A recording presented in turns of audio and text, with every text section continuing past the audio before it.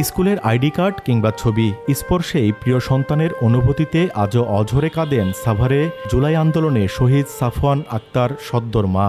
Savar cantonment public স্কুলের ১০ম শ্রেণীর মেধাবী শিক্ষার্থী ছিলেন সাফওয়ান।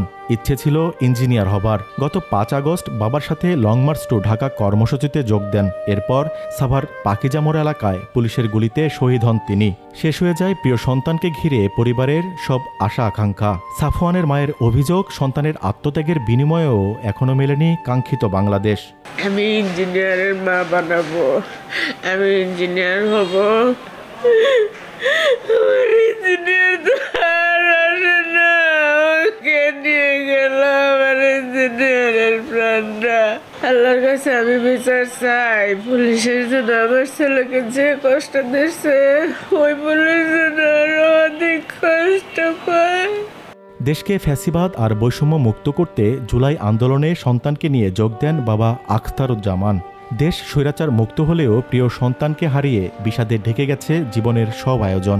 যাদের বুলেট কেড়ে নিয়েছে সন্তানের তাজা প্রাণ, এখন সেই ঘাতকদের যথাযথ বিচার দাবি সাফওয়ানের বাবার। সরকার উদ্যোগ নিচ্ছে বটে, আমরা এই উদ্যোগে আসলে সন্তুষ্ট না। সরকারের দৃশ্যমান কোনো বিচার আমরা দেখতে পারছি না, অনেক যেহেতু ১ বছর হয়ে যাচ্ছে প্রায়। দুই ভাই বোনের মধ্যে বয়সে ছোট সাফওয়ান, আর বড় বোন আতকিয়া জামান তিশমা শ্রবণ প্রতিবন্ধী। ভাইয়ের প্রতি বোন তিশমার যে অগাধ ভালোবাসা, মুখ ফুটে তা বলতে না পারলেও বুক ফাটা এই আর্তনাতি তা বুঝিয়ে দেয়।